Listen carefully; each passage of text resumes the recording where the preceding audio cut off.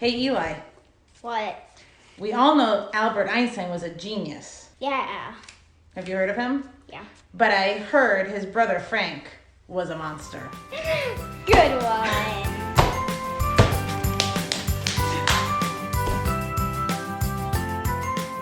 Hello, everyone, and welcome to the Engaged Family Gaming Podcast. This is episode 198, and I'm your host, Stephen Dutzman. As always, this week, I am joined by Amanda Farrow, the Princess of Power, and also the editor-in-chief of superparent.com and GameDaily.biz. This week, we're going to talk about video games. This was a pretty slow week, like nothing happened. It was super boring. Zero things. Nothing at all. That's totally a lie. There were many things. So we're not going to throw a ninja smoke bomb and just get the heck out of here and go play more video games? We can't because we have a responsibility to the people. It's true, we do. So, a lot of stuff happened. Some of it we're not going to talk about because we don't need to talk about The Last of Us because it's not family appropriate. And if you want to hear more, the preview embargo ended today, which is Thursday. Yes. So it's everywhere. There's a bunch of dorks talking about it all day. So just go find them. Yes. And but this week there was a PlayStation State of Play event. There was an Inside Xbox thing. Oculus did a weird thing for some VR stuff. They did so many weird things. They did many weird things, including releasing a Star Wars game, like on stage. How wacky is that? It's not really that wacky. It's a way to make money because people like Star Wars stuff, but whatever. And not only that, but since the last time we spoke, Apple released Apple Arcade, which I don't want to get hyperbolic, but it's probably one of the coolest things to happen to video games this year at least. Yes. That's not hyperbolic. That's just for real. How about this? And we'll talk about this later, but this is some hot takes. I was listening to the Continue podcast, which I don't know if you're familiar with that. That's with Dave Roberts and Susan Arndt, and friend of the show. Actually, Susan Arndt and Anthony Giannignello are friends of the show. And Susan Arndt, who is a mobile game freak. I was going to call her an aficionado, but yes, freak works. Freak works. And I think she would appreciate that too. But she knows her stuff. She referred to Apple Arcade as the biggest and best thing to happen to mobile gaming since the touch screen. That's a direct quote from her.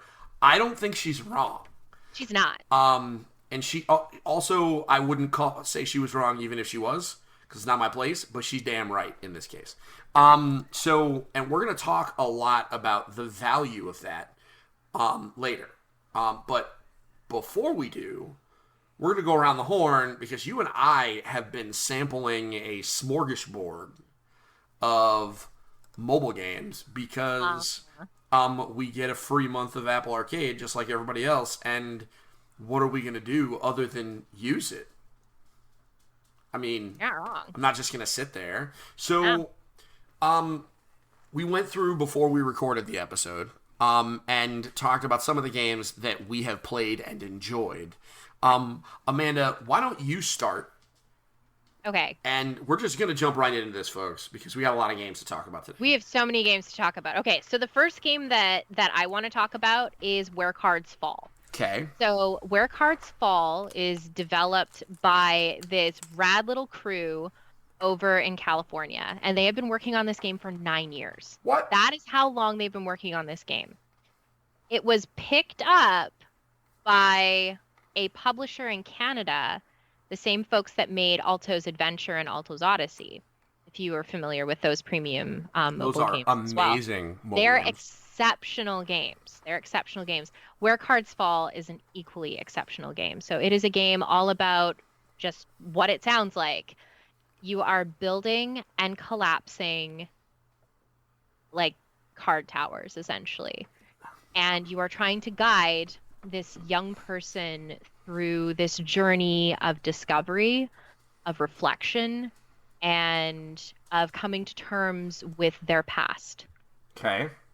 It's a puzzle. It's very much so a puzzle game. It's a puzzle traversal game. So you have to build different kinds of card towers that have different properties.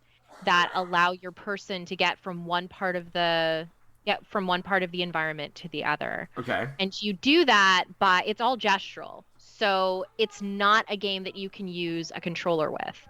So you Okay. use your fingers to expand. So if you expand your fingers like you're zooming in, it expands the cards out.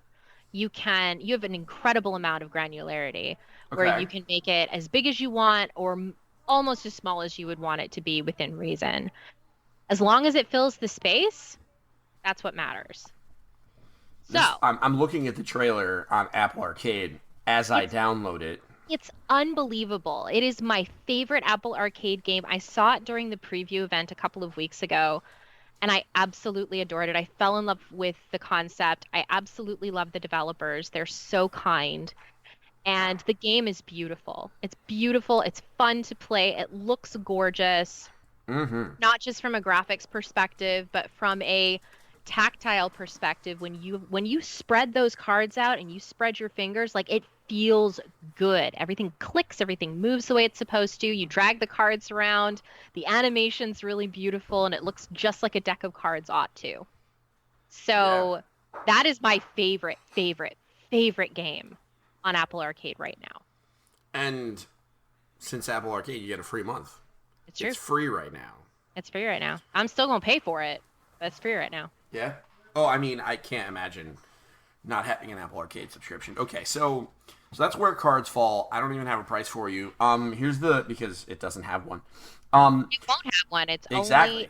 only part of Apple Arcade. It is one of the So the thing about Apple Arcade to remember is that each of these games had to be brand new. So they can't have been released anywhere else on any other platform. They signed an exclusive deal with Apple Arcade. Yep. Some of it is exclusive for mobile devices like Sayonara Wild Hearts. That also came out on Switch. NeoCab ended up just having... NeoCab's was interesting because it's actually coming out on Switch and on Steam. We're not going to be talking about NeoCab tonight, but that's one of the other ones that had an interesting exclusivity deal. But if you want to know more about that, I actually ended up writing about that on Game Daily, the business scenarios for developers. So if you're curious about the business of Apple Arcade, I pulled that together. I know, and I read it. It's where I learned most of my stuff. Okay. So anyway, Where Cards Fall. Oh my goodness. Where Cards Fall sounds great. Here's what's crazy. Like there's so many games.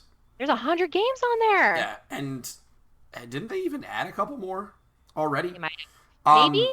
I don't know. Either way, there's a lot of games, and more than you could possibly play. So just to get the tail of the tape on Where Cards Fall, it's 12 plus.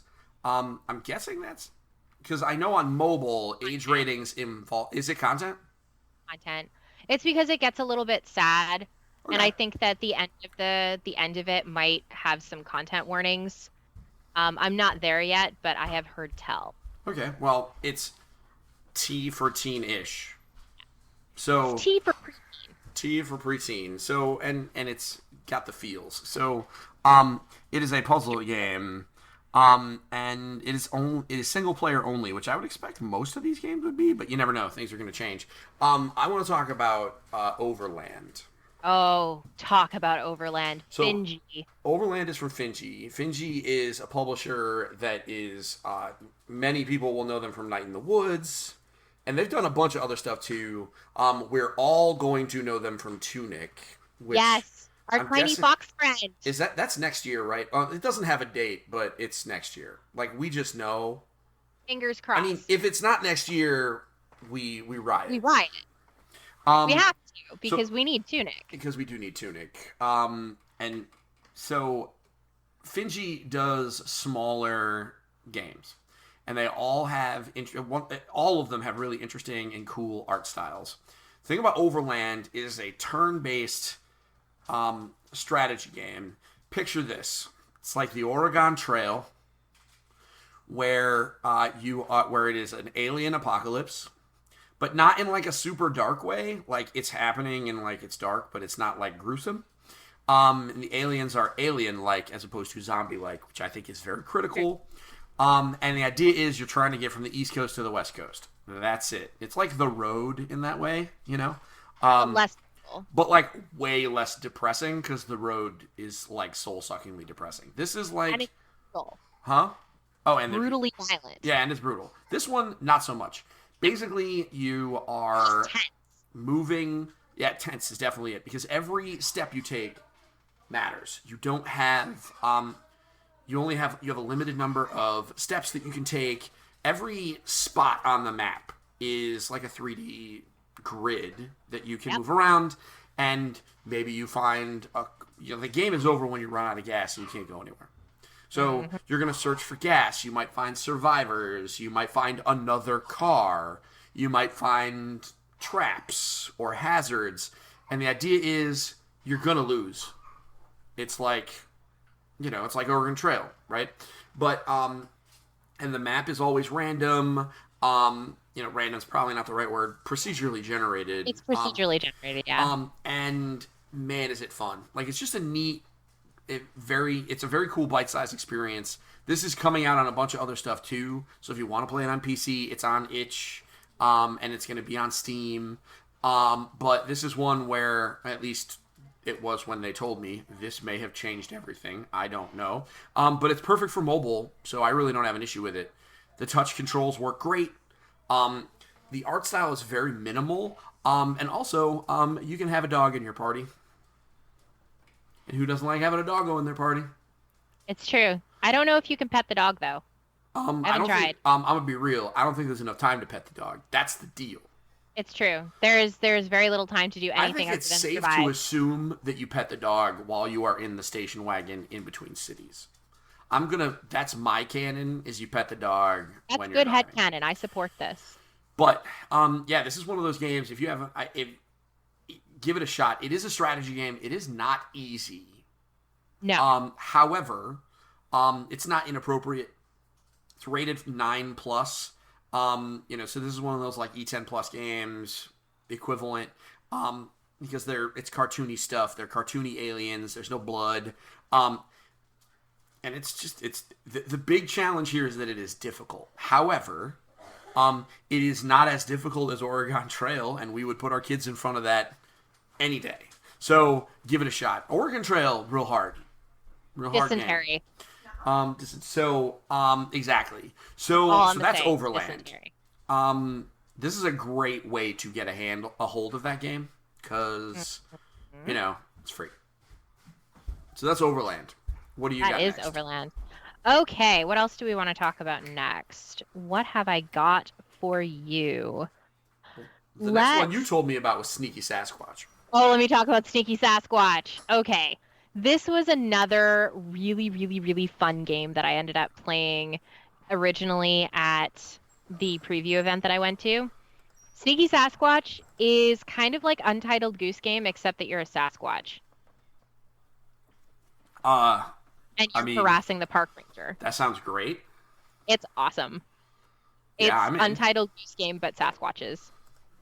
So, specifically titled Sasquatch game. Sneaky Sasquatch. I'm in. Sneaky Sasquatch. I'm down. It's really, really, really cute. And you can like collect cars and drive around in them randomly, and as one does. You can collect fun disguises so that you can actually like go among all of the camp goers and be like, I am not a Sasquatch. I'm one of you. Oh yeah. I'm just extremely hairy. Don't worry about it though, fellow human. It's very cheeky. It's such a cheeky, fun-looking game. Like it's very fun to play.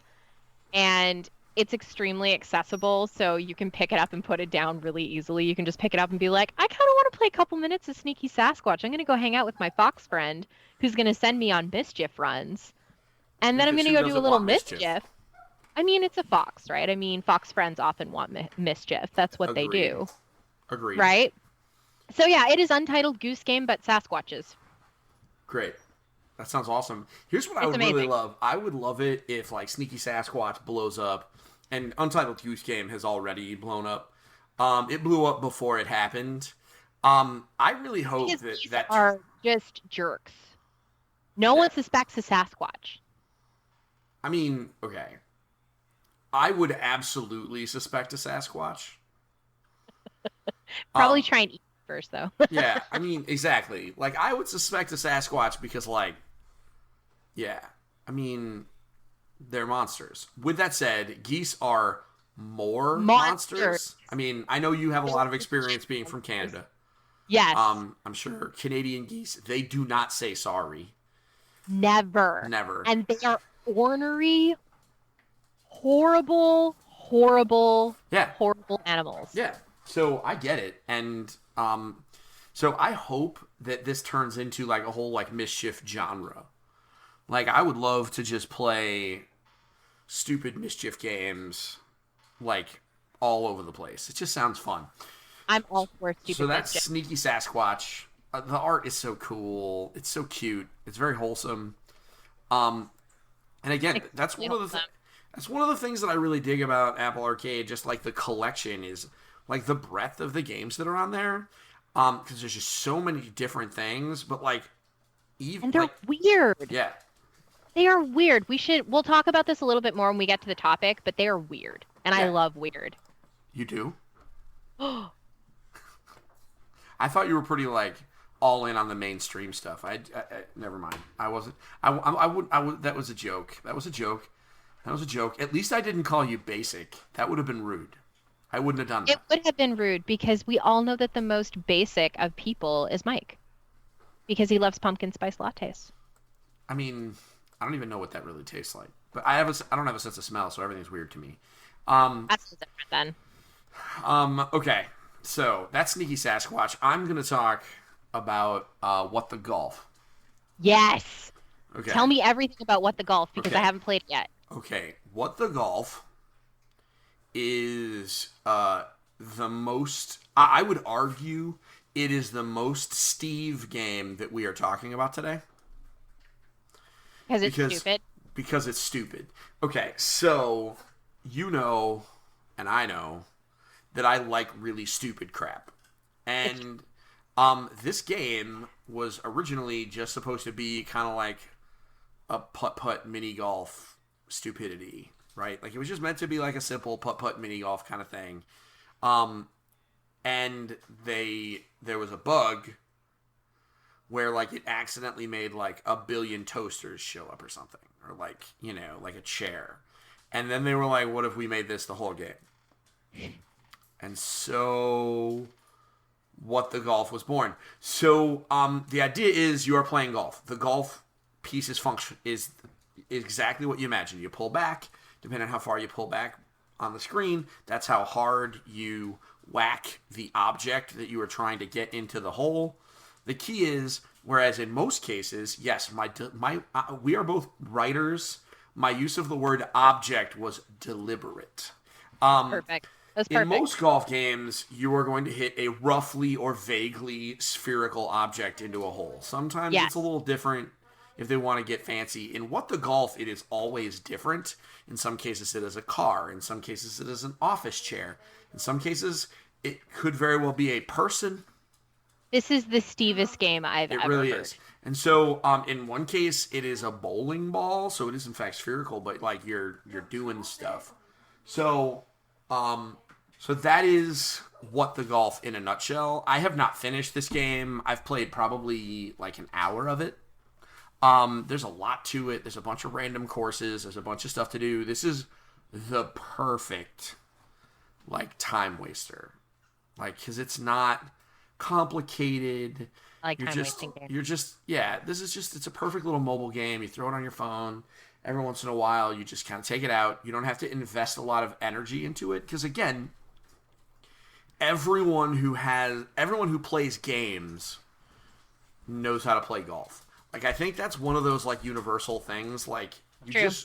if you know how to play games, you know how to play golf. And thus, it's kind of low pressure. Mm-hmm. And What the Golf, being that it costs $0 or is part of a $4.99 subscription, this is a perfect game to throw on your phone and mess around with it. There's nothing content inappropriate about it. You're just whacking objects. And if you're hitting people, they just do like the ragdoll physics thing. So there's no like, it's not like anybody gets hurt. You're just whacking things. So that's What the Golf. Kind of like Keep Home. Yes, it's similar to that. Only they have legs. That's fair. So yeah, that's What the Golf. I'm very excited. This is one of those ones that I knew was coming, and I think this is another one that's coming to consoles and stuff like that. I think What the Golf would be amazing in VR. Personally. That might be interesting. Yeah. So that's What the Golf. What you got next? All right, what is next on my list here? Next on my list is Stranded Sails. Okay. So I tried this one and struggled. Yeah, this one's a little bit more difficult to play with touch commands. You need to be hooking up a controller, or you need to, and especially if you can, playing it on a larger screen. So playing it on an iPad or playing it on Apple TV, it makes a really big difference. Otherwise, the touch controls are really, really, really, really, really finicky. Yeah, yes. Basically, you can't do much.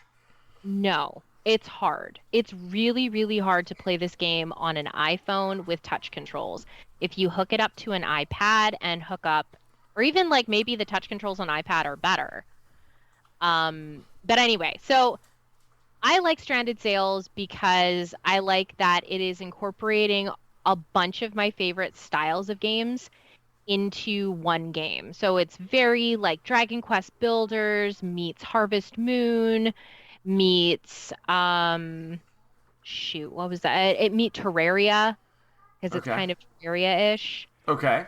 And it's got fairly decent combat. I played the original build of this game. I played a previous build of this game before it went to mobile on Steam. At a preview event, so I really liked it. I loved it at the preview event. I like it better on a larger screen with a controller rather than playing with it on a touch screen.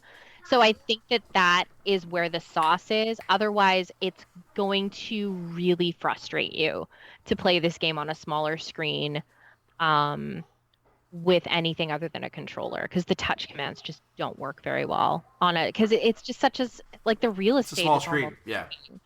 So yeah. Anyway, but the game itself is really fun because it mashes together a ton of my favorite genres into one game, and I get to play as this scrappy little kid, trying to build a boat and get the heck off this island, and just reunite with the crew, essentially, because they're trying to sail off into this brand new land of tundra and coldness. Not really sure why they're looking to go live in the mountains where it's cold, but you know what? I am not one to judge. Yeah, we're not judgy here. We're not judging here. That was a struggle that I had. I tried to play it, and man, was it difficult playing it with a touchscreen. But what are you gonna do, right? Like, it looks like a game that I would absolutely be my jam. So this is one of those ones that, I don't know if it's right now, but I know it will be soon. That Apple Arcade also works on. Doesn't it work on Mac? Does it work on Mac? I can't say that off the top of my head. I know that Overland does. I don't know if Stranded Sails does. I would think that it does, that it works on Mac OS. I always forget that that's part of Apple Arcade, is that it works on Mac OS. So I'm looking up the internets. Because it might tell me. Yeah, it will be available on Mac this fall. So this is one of those things where right now it's mobile only, but like towards the fall, if you have a Mac, which by the way, I do, then it gets kind of bananas. So I'm pretty excited about that. And it's one of those games. It felt very Stardew Valley to me. Yeah. And it had Stardew Valley vibes, yeah. Which I really enjoy that game. Mm-hmm. Very excited about it. So this is one of those ones I will revisit, and we will talk about it later. Do not mind my dog. He wants my taco. So if you hear a whimpering chihuahua, it's because he wants my taco. And really, now that I mentioned tacos, who doesn't want my taco? Okay, so I'm going to talk about my last game. Because I have another game that I played, but we're going to make that a topic. I want to talk about Sayonara Wild Hearts, because Sayonara Wild Hearts is like super hyped right now, and it's getting a lot of attention. I've been hearing some people talking about like Game of the Year kind of stuff. I didn't like it. Okay, I wanna hear why you didn't like it. I think here's the reason why. I think it's just not a Steve game. So I struggled with it, and I think part of it could be because it's on a touchscreen. Okay. So maybe some of it's the controls. This particular stop, like, I don't know. It,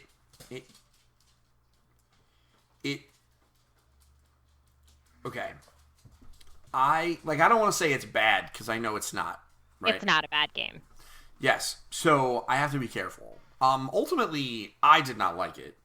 And the biggest reason was because I just struggled with understanding how to get better at what I was doing. Like, it felt kind of random to me.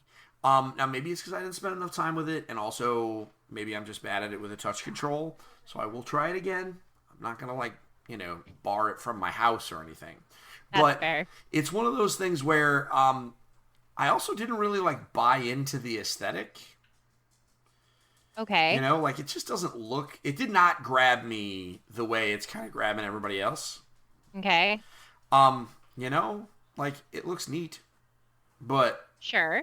it's a little minimalist for me, which is weird because I've liked other stuff.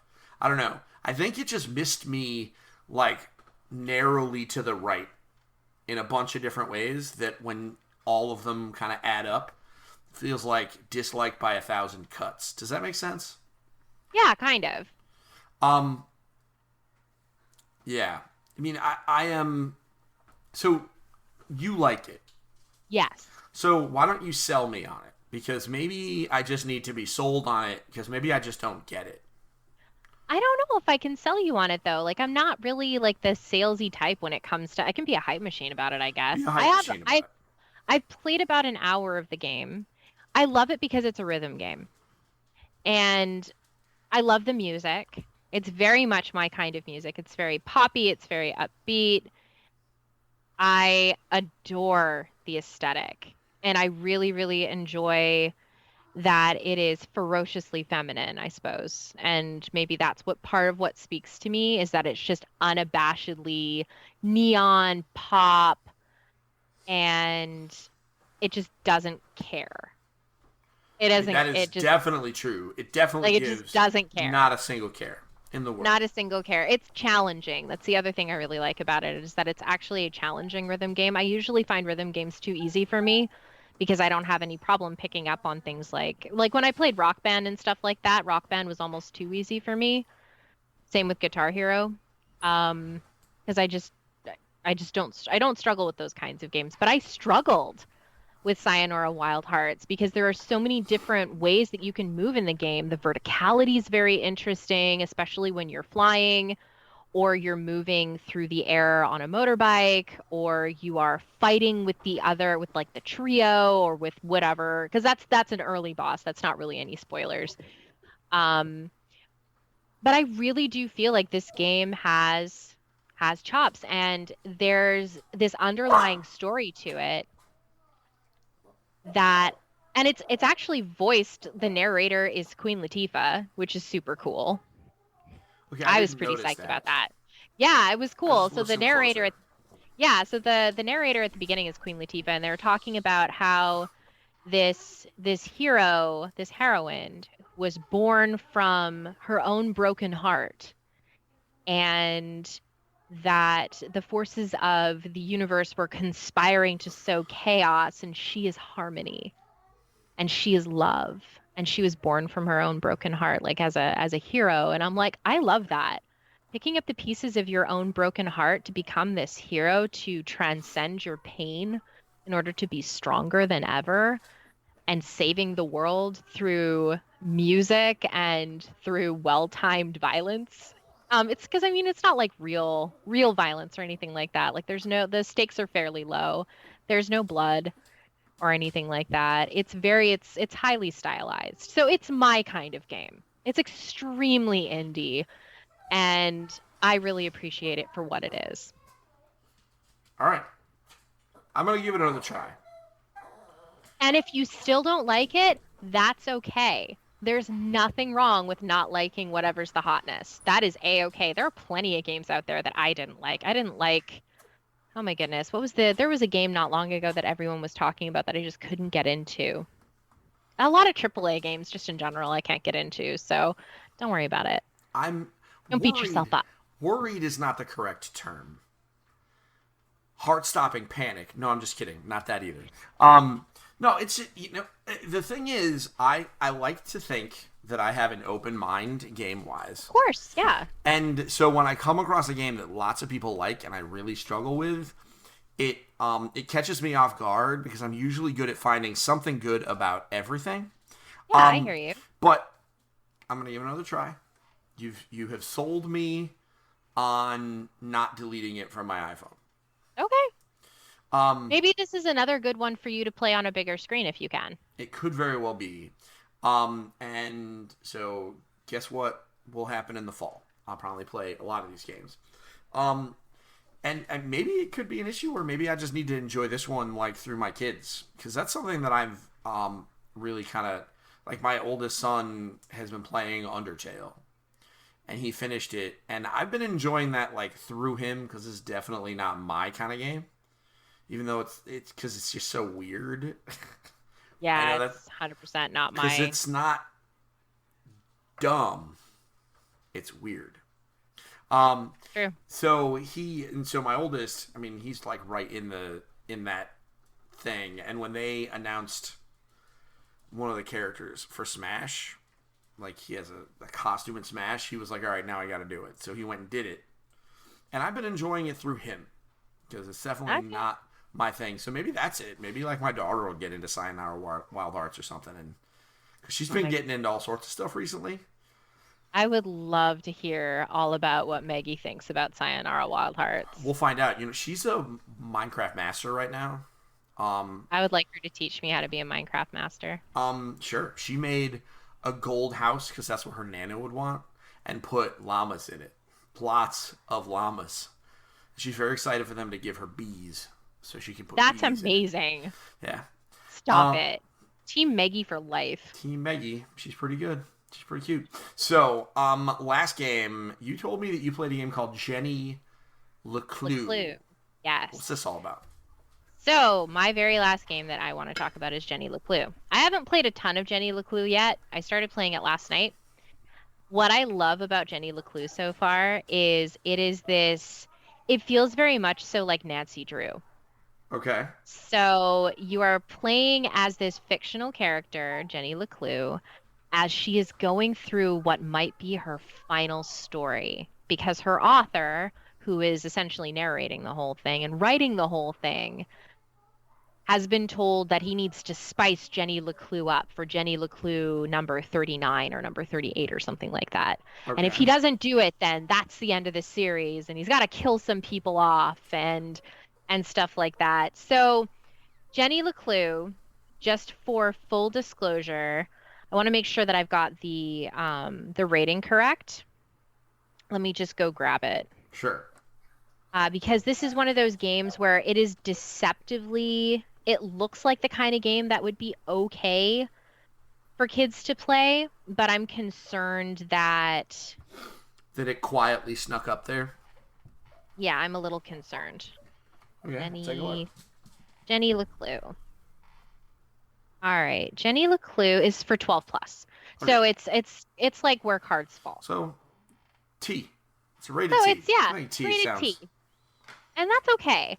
So it's not that it has particularly strong language, but it does deal with like you're solving crimes as Jennie LeClue, and they are a little bit more, they're a little less wholesome than the quote unquote original Jennie LeClue mystery novels. So I've played about 45 minutes of the game so far. I really like what I've seen. A lot of it is going around. It feels like it's Phoenix Wright, where I don't know if you've ever played Phoenix Wright, but you go into the investigation mode and you start like poking around at objects and see what stories they're trying to tell, where the evidence is, and then you connect pieces of evidence in order to present a case. It's really interesting. So Jennie LeClue is even if you are not huge into mystery kinds of games, it's a great investigation. They're fantastic investigation elements on this. Another game that actually plays quite well on a smaller screen or a larger screen, just like Where Cards Fall. Awesome. So we just went through 7 games. Of 100. You know what's crazy? Exactly. There's 100 of them. So let's take a break. Yes. And then we'll come back, and then we're going to talk about like Apple Arcade as a whole, because you and I obviously have thoughts and feelings. Also, there's facts to give out, like, I guess, whatever. You're a journalist, so it's important. Everybody. It's, I mean, I was on your Twitter. You told people like last week at least once. I can't remember, but there was a thread. It was a good thread. Probably. You do some killer threads. So we're going to take a break, and then we're going to come back, and we're going to talk about some facts and time. feelings about Apple Arcade.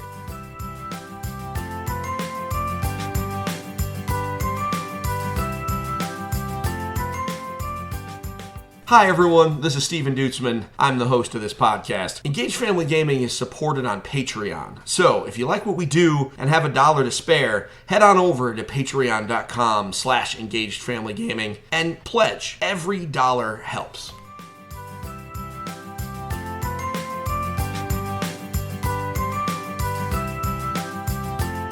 Alright everybody, and we're back. I'm still Steven. Amanda's still here. No, she has not left yet. No. And it is still episode 198 of the Engaged Family Gaming Podcast. Ooh, we are getting 200. up there. I know, it's almost episode 200. It's going to be wild. So excited. Big topic this week. Let's talk about Apple Arcade. So, respected journalist and editor-in-chief of GameDaily.biz, Amanda Farrow, tell us the facts about Apple Arcade before we then like break off and like get hype. And get hype about it. Mm-hmm. All right. So the things that parents need to know, and I did write about this on Super Parent.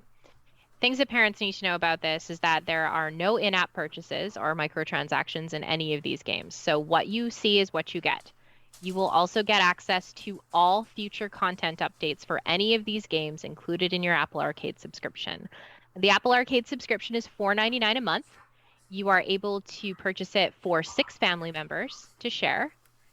You download each of the games. These are not played from the cloud, so you don't need connection in order to get to your games. All you need to do is download them. You cannot download 100 of them at a time.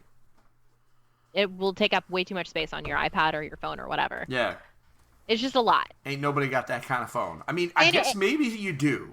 I mean, maybe if you got the 11, I don't know. I don't have the 11, so. There's some big hard drives on some of the new iPads, like an iPad Pro with a terabyte. Like, okay, but okay, well, maybe. All right, maybe on an iPad. If you're one of Pro. those bougie people, but like us regular humans, there's more than a phone worth of game. It's true. There are a ton of games involved. So those are the base level facts that everybody needs to know about Apple Arcade. What else would you like to know? I mean, I think that's the bulk of it, right? Yeah, I think so. The rest of it's very businessy. Yeah, we don't need to worry about relevant. That. I mean, if you're curious, you can go and read Game Daily, but yeah, there is a breakdown of the business side of it on GameDaily.biz, which of course there's a breakdown of the parental stuff over on Super Parent. Yep, it's like you had like 2 jobs to do all at once. Which is literally the story of your life. Okay, so we said it earlier on. We've overheard some people that know their stuff about mobile games declare this as the best thing to happen to mobile games since the touchscreen. Now that's like high praise, and it's not underselling it. Yeah, the touchscreen it was pretty important, but I don't disagree with you. It's such a game changer for me, just because I don't have to deal with sorting through the App Store anymore. I have an arcade that I can go to. Mechanically, go ahead. And you don't have to worry about dealing with like in-app purchases or dealing with premium currencies or cooldowns or gated content or any of that or ads. You just can pick up and play the games, and it doesn't matter. It's very, very like this. One of the things that I've been hearing about this is that this is the biggest launch in mobile history for games. It is. And considering Apple didn't pay much attention to games for many years, this is enormous. That they're not just embracing, like they're not just looking at games and being like, okay, so I think games are important. Like they're embracing it by publishing, acting as a hybrid publisher, and investing in these development studios. Like it's pretty amazing. Yeah. No, I think. I don't know how sustainable it is, but it's amazing right now. Well, I mean, Apple makes infinity money, so if they like doing it, They gonna keep doing it. sustainability is, like loss leaders are a thing, man. If if they're like, you know what, it draws people to iOS to have this arcade, it, I mean, how much could they possibly be losing? We'll find out. We will. We'll find out. I mean, this is, They'll release their earnings eventually. Yeah, exactly. And realistically, it's not like Apple has not. It's not like they haven't like dipped their toes into gaming before. Like they've tried, but you're right. This is more than a try. This is completely different. This is not just a try. This is $500 million. Yeah. Well, I mean, yeah. This is a big deal.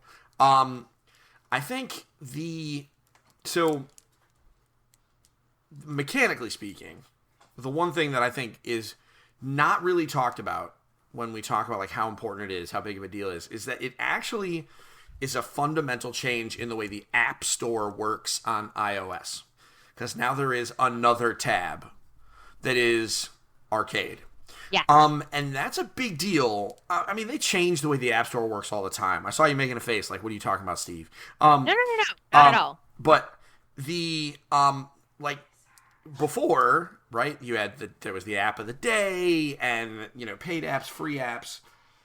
The reality is, it was a death knell. Like it was like how many apps were released every day? Like dozens at least, right? Tens of dozens some days. And if you didn't happen to get noticed by, a Greg Miller or, or any journalist, any critic you needed that has a following. Which meant as a result, like PR people for mobile games just spammed them at us to the point where our heads spin. And we don't even know what to do about it because the deluge of content that we're already dealing with, there are 6 PR people for every journalist. Like, It's nuts. And that's just in regular industries. In the game industry, I'm sure it's double that. Yeah, exactly. And so the fact that now, you can just, on iOS at least, for these games, to be able to whack into the arcade, which has a cool joystick icon, and just know that it is a smaller, more curated experience. Yes. They may not all be Game of the Year contenders, right? No. But the reality is, we know someone looked at this. A lot of them are. Exactly. Agreed. But we know they all work. Yep. They're not designed to just be a YouTube ad player that happens to have some things happen. Like, we know some weird stuff that has been published onto the iOS App Store. Yep. And because there's really no control here, there is, at the very least, a rudimentary certification process, right? Like, you're going through and they're making sure that they work and that they are good. Yes. And I mean, don't get me, as somebody who has worked with the Apple certification process back when I used to work as an app developer and an app designer, this was like way, way back in the day. I haven't done it in years. But they're stringent. Believe it or not, the one that you got to be worried about is Google Play. The Google Play Store, there's nothing. There's nothing going on over there. You can throw whatever you want over there. It can be malware. It can be whatever. And they don't care. It's an open platform. But because Apple OS is a closed ecosystem, you do need to go through a stringent design process and acceptance process in order to get onto the store. It doesn't mean that weeds out everything, but it weeds out the vast majority because it does take time, effort, and money to get accepted. Okay, so fair enough. With that said, having this walled garden within a walled garden, right? It's nice though. It's amazing. It's It's a secret garden. it yeah, right. Um, I'm sure that's a literary reference, but I never read that book. Um, so I particularly love. That's like my favorite part of it is that now I have a place where I can go and I know that there was a dork that looked at it and was like, "Nah, this is cool for the Apple Arcade." You know what I mean? Whereas it had to go through cert to get into the App Store, but that means it had to work and not like break everything. Didn't necessarily have to be good. No, the certification process it wasn't about whether or not a game was good or an app was good. It was about whether or not it met the design standards and it met UX standards. Yeah. So like you couldn't sneak in dark design patterns or whatever. And if you want to know more about dark design patterns, just at me on Twitter. Yeah. I'll tell you all about them. But this is not the time or the place. It so is not. What I love about Apple Arcade is that there is now a place for me to play weird indie games on my phone. Yep. Where I'm not shelling out anywhere between, $10 and $30 a month to be playing the hotness on my phone. Like some of my favorite mobile games were Florence and Bury Me, My Love and Monument Valley and a bunch of these other incredible premium and Alto's Odyssey and Alto's Adventure and stuff like that. And I loved Thumper. And, these are all really quality experiences that I'm paying between like $4 and $10 a piece, depending on what those games are. Now I'm paying $5 a month. The weird indie games on mobile is really what has me. That's what's enamoring me. And part of what is keeping me going back to it and playing games that I haven't talked about because they're not family friendly. But they're weird. These are like weird little games that maybe shouldn't exist, but Apple believed in them and said, "Hey, look, we're going to throw you some money. We want you to turn this into a game because we think this is weird and we think this is innovative and unique. And we want to get you on our platform, and we think that Apple Arcade is the perfect fit for you, and it's a perfect fit for us." This is a feather in Apple's cap. Really, that's what Arcade is. It is a celebration of weird indie games on mobile, and I hope that it continues to be that. I mean, I can't see why. I personally, while I don't have huge faith in large corporations continuing their effort on various projects indefinitely, ahem, Google Stadia, but like it feels like this is a no-brainer. Like they've had games on the App Store forever, and we know they're moving to a subscription model on lots of stuff. This feels like the right price point where it's a no-brainer for enough people, and it's not like the iOS install base is small. So no, it is not. It is 48% of the global market. Yeah, that's many, many, many, many people. And $5 is a burrito. Yes. So, like, I have a 13-year-old that gets really excited about burritos, apparently. That's fair. Can't really get mad. So, like, $5, it's like nothing.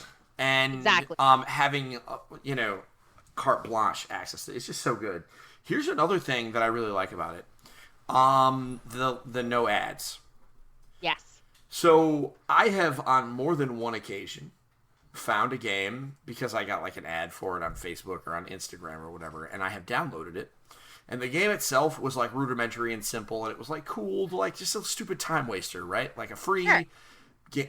And I'll do that a lot where I'll pick up a free game because I know I'm going to the doctor the next day or something, right? And I just want an hour of that game, and I grab it and I, whatever. And I deal with the ads. I don't usually care. More than a few times have some of those ads been questionable? Where it's like, whoa. And so, like, I'm playing, like, a stupid, like, block dropping game or some, like, dumb puzzle. And all of a sudden, like, I get a advertisement that really shouldn't be there. And that's always made me nervous. Like, Flappy Bird served up ads. and you never knew what ads were going to be in there, right? Like Flappy Bird itself is about as innocuous as you could possibly get. Sure. But like, But you never knew. You never knew, so it was always like, oh man, like please. Well, then so I mean, if we're talking about ads, there are things that are changing that. There are different services out there, like there's Vungle and MoPub and a bunch of other advertisement platforms that allow you to customize the kinds of ads that you're serving to a particular audience. Like those do exist now. They didn't exist back then.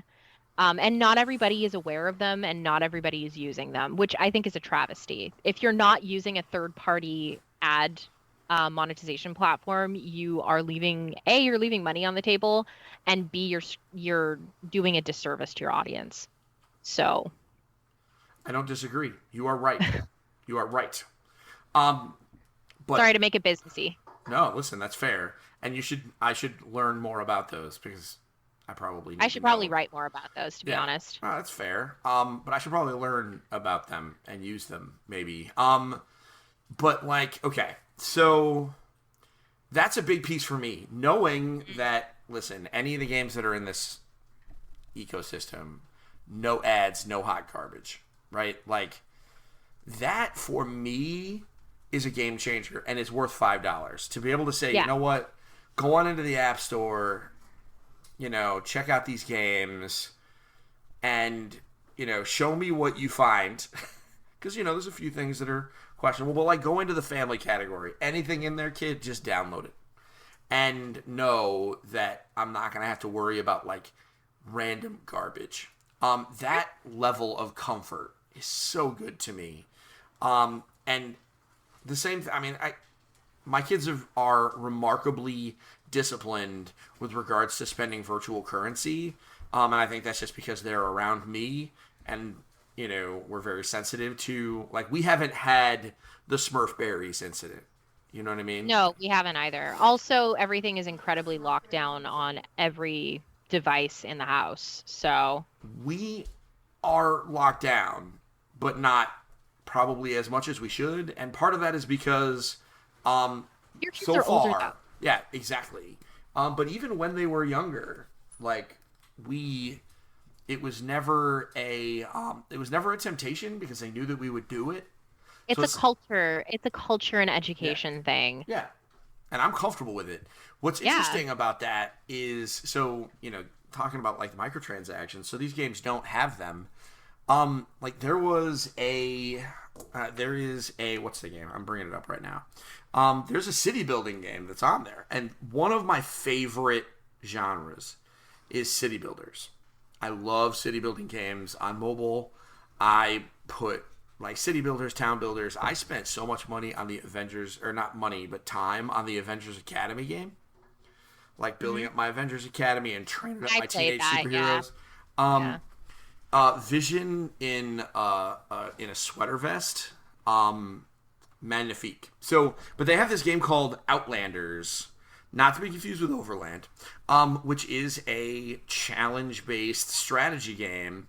And because it doesn't have microtransactions, it took me a while to figure out how to play it because I was just expecting the regular tropes and everything. And I think that's neat. Sure. It's cool, but it's just an interesting, like, I'm just so used to mobile games playing a certain way that, like, going back in a different, it's, you know what I mean? Yeah, I hear you. Absolutely.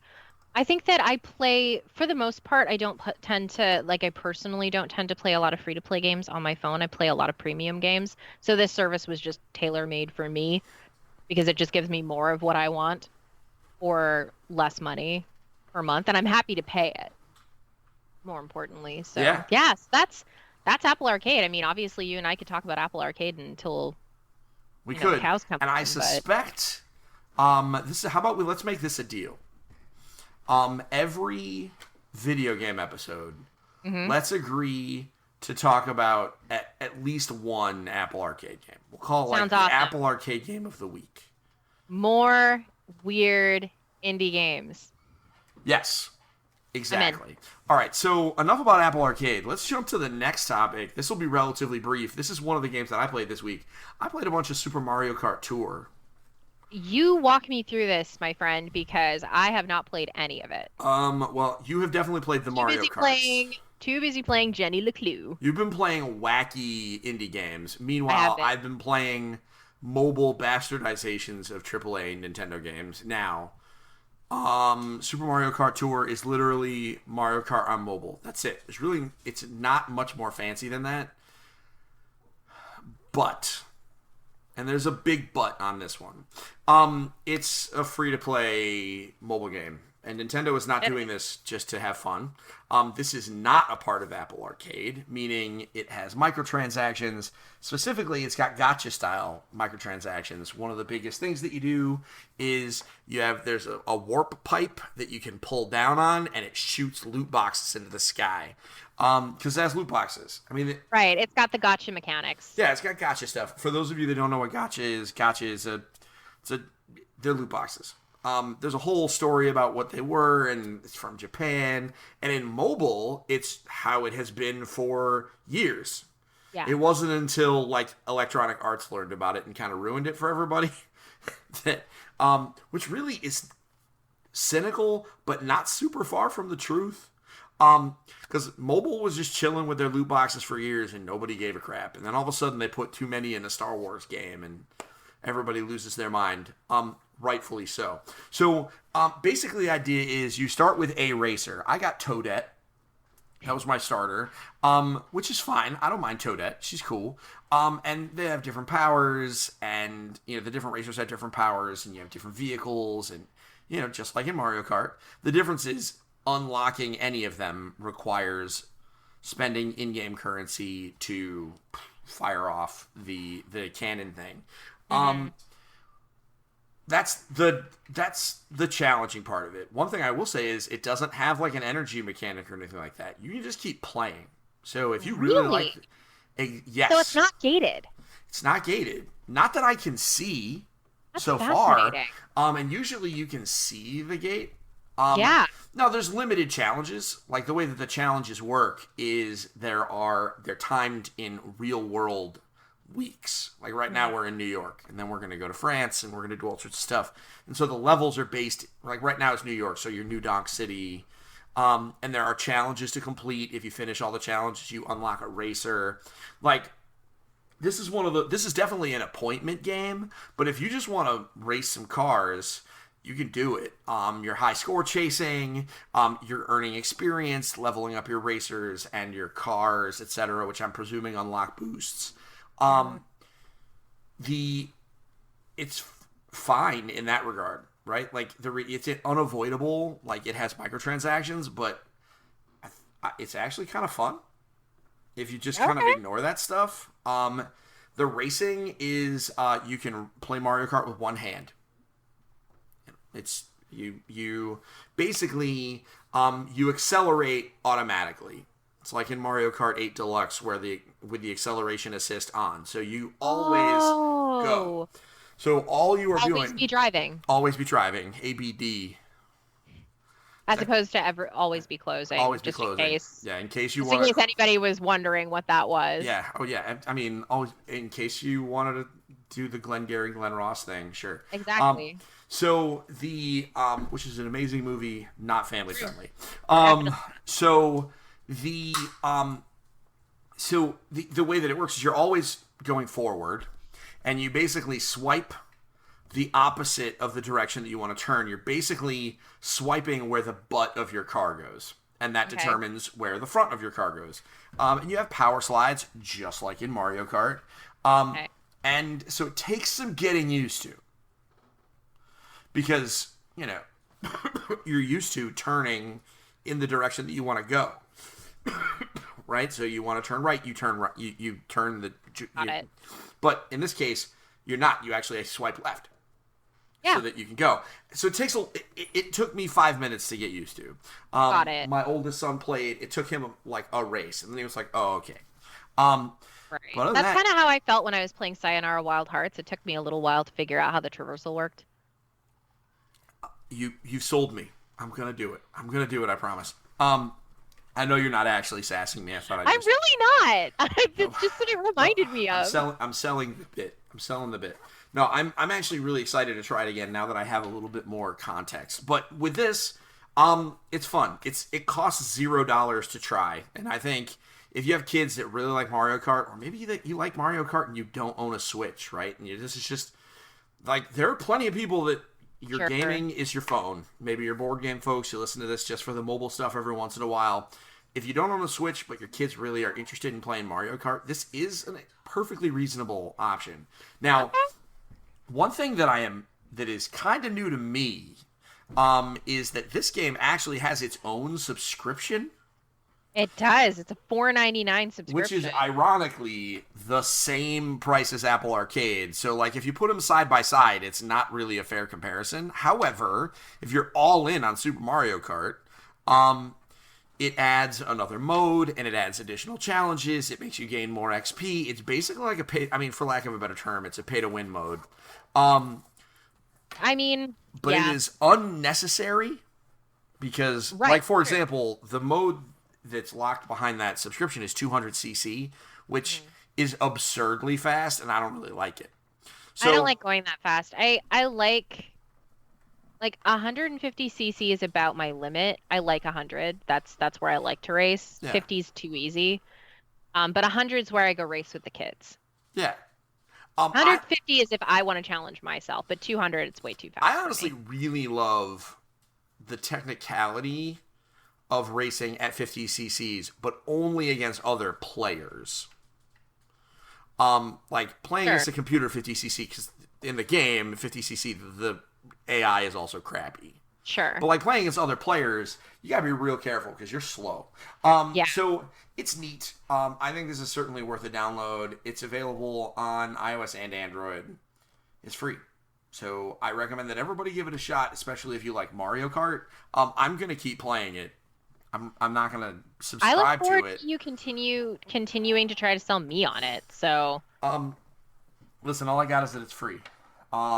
So that's but not really a selling point for me, though. Not anymore, because you have an Apple Arcade subscription. There's 100 free games on there that are all probably better. I think this is one of those games that maybe we should just wait for Mario Kart 9, which, by the way, Nintendo, why don't you make Mario Kart 9 and make, like, just print money? I know that you have a business, you're a business expert, and you know why. It's because they don't need to. It's because Mario Kart 8 Deluxe keeps selling, but really, just print money. It's true. It's true. That is why. Just print money, though. Just print money. Because Mario Kart 9, the world would shatter. Anyway. On to the next topic, and this will be a relatively quick one. I think this was just kind of neat. We're going to talk a little bit about Project Xcloud. Okay. So, renowned journalist Amanda Farrow, tell us a little bit about Project Xcloud, because you've been in the weeds on this one. I have been. Since day one. Yes, we have been paying attention to a lot of the cloud gaming and cloud streaming pieces, and since they started to really come to fruition last E3.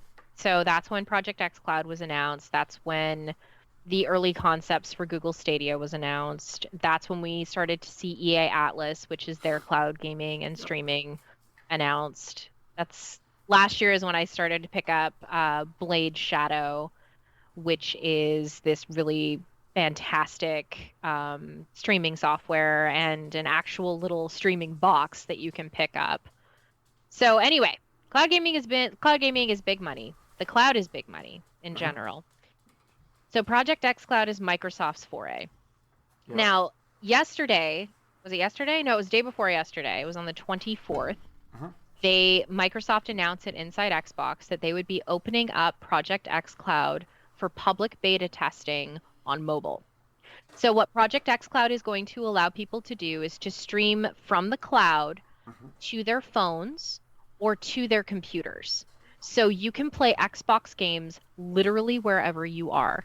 Xbox is taking their ethos of gaming for everyone to gaming anywhere. Yeah, no kidding. They really... Which is amazing. It's unbelievable how much they have drilled down into and really, really, really dug into this new version of themselves. And like, I'm impressed. I continue to be impressed with the way that Microsoft handles itself within its own corporate culture. They're not perfect. Neither is Xbox. But they've come a really, really long way. So Project Xcloud is going to be in public beta starting next month. You can go to the Xbox website and you can go check that out. I wrote about it on GameDaily.biz. So if you want to go read more in detail stuff potentially about, where it's going to be, it's only going to be running in the US, the UK, and South Korea. Sorry, fellow Canadians. It won't be running in Canada. I mean, eventually it will. Eventually it will. It should be able to eventually, but the problem is that mobile in Canada isn't great. The infrastructure isn't great. That hurts that. And there's only a handful of good telecom companies of good. They're not good culturally, but they're large. And the vast majority of Canada doesn't live in a city, so it makes it really hard, really challenging to pin down that level of data. But Microsoft's biggest markets are the US, the UK, and South Korea. So that's where they're focusing. This thing's going to slay in Korea. This is going to slay in Asia in general. Asia is set to become the biggest market for cloud gaming by 2023.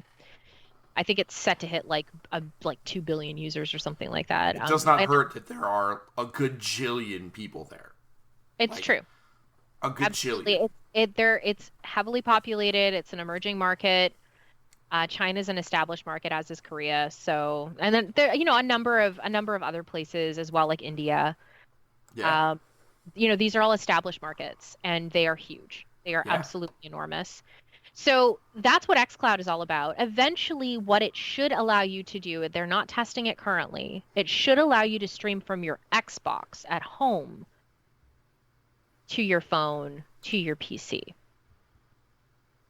So, I mean, I don't know why you would do that necessarily, especially to your PC, because there is also the Xbox Game Pass, which if you get the Xbox Game Pass Ultimate, you're able to stream anything from Xbox Game Pass directly to your PC.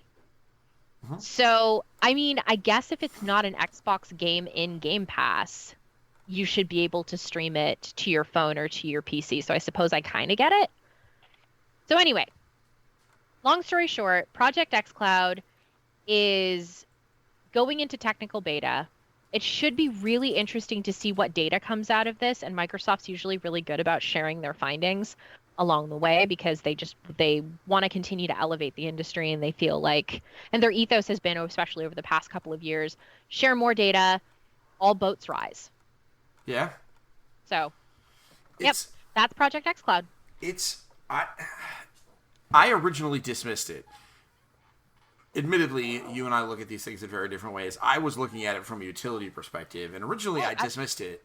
And the more I think about it, right, and it's as simple as, and maybe it's just buying into the marketing machine, because when they were talking about what you could do with it on the Inside Xbox stage, which literally is a marketing machine, but as they talked about it, it just reminded me that, no, for real, we're a console agnostic household. We have everything by nature of the fact that we have a job to do.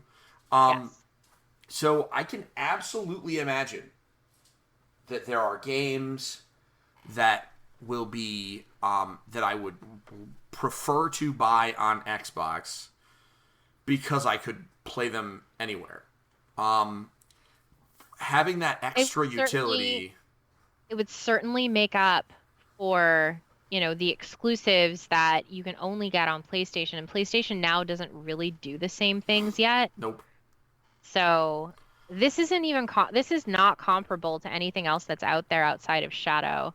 Yeah. And Shadow is about streaming a PC, right? Yeah. You have your own virtual machine that in Windows 10 that you stream to whatever device, and it's very device agnostic.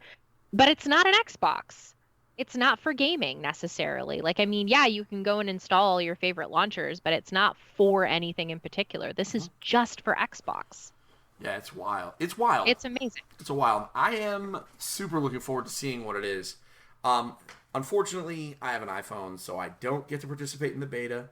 The beta has some pretty cool games in it, too. You get little Halo 5, little Gears, not for the kids. Sea of Thieves. It's okay.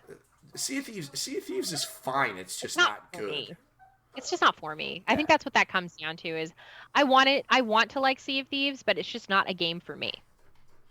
Yeah. I hated it vehemently. That's okay. And that's okay. I'm glad that there are people that like it, and I'm sure it's better now than it was at launch. The game is completely different than what yeah. it was at launch. Exactly. So, It's the same thing with Destiny, right? well, Like, I mean, same thing with just about any game as a service. yeah, exactly. Live service games always change. It's such a weird, man, we live in a weird time. So the reason I brought up xCloud is, number one, because I think it's neat that, like, a real console holder is trying to do something. It's not like OnLive or any of these other crazy things. This is, like, Microsoft. This is Microsoft. And Microsoft has invested a lot of money into their cloud technology. I mean, they have Azure, and Azure is being used on enterprise projects all over the world. It makes up, like, what did it have this year? Cloud technology in the last quarter at Microsoft was up 22%. So that's how much revenue went up year over year. And the cloud technology specifically for Azure went up 68% year over year. Like, people are really starting to invest in cloud technology. And because they're investing in Microsoft is able to invest in Xbox. So, I mean, this is very much so Microsoft CEO Satya Nadella being like, all boats rise. Yeah. I like it. So Satya's a cool dude. So I don't know, but I believe you. Because I trust that you would know. So this is one of those cool things. We're gonna talk. Well, I'm sure we'll touch base on it more as absolutely. As it comes out. Because I mean, the reality is we don't know how it's actually gonna work on a consumer end. Meaning, like, are we paying extra for it? Is it gonna get bumped into the Xbox Live thing? Well, I mean, that's the speculation right now. The speculation is that it's going to get wrapped into Game Pass, which isn't the end of the world necessarily, but for now, it's free. Yeah. The technical test, especially if you have an Android, get into it. Like, if you can, try it.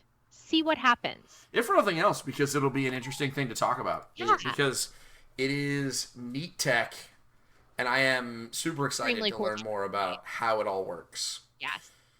Great. So this has been episode 198. Can you believe we're almost at episode 200?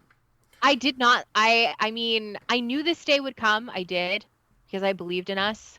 But at the same time, I can't believe this day is almost here. I've been planning for episode 200. It's going to be so a proud. wild one. It's going to be so good. It's going to be wild. I've also been planning on our Thanksgiving episode, which is also going to be quite good. I haven't told you what I'm doing. But I'm still getting used to American Thanksgiving. Remember, Thanksgiving for me as a Canadian is next month. Yeah, but we're going to end up having to record this in, like, very soon. So okay. Probably around your actual, probably right around your actual Thanksgiving. Just because it's complicated. But, all right, folks. This has been episode 198 of the Engaged Family Gaming Podcast. I hope you enjoyed listening as much as Amanda and I enjoyed recording it. We're going to be back next week to talk about board games. More likely than not, we'll be talking about the new expansion for Magic the Gathering, which is now fully out. We'll be talking about a new Transformers expansion, which is fully out. And probably more, like, just all sorts of other cool stuff. So, so you guys have a great week. I do have one favor to ask. I want you to share the podcast with one other person. That's it. One. Everybody knows one. So go find them, send them the link, tell them that they would love our show, and have them subscribe. Maybe just grab their phone and subscribe to it without them knowing. I'm not concerned. If they don't listen, as long as they download, it's good for me. So, get them Apple Arcade while you're at it. Get them Apple Arcade. I mean, okay, maybe don't do that one because it costs money eventually. Downloading it's free month. Well, I mean, isn't it? I mean, I don't know if if it I'm all sorry. I'm hijacking this. I'm sorry. Hijacking. Anyway, everyone, have a wonderful week. I will see you next time. And until then, don't forget to get your family game on. Bye. Bye.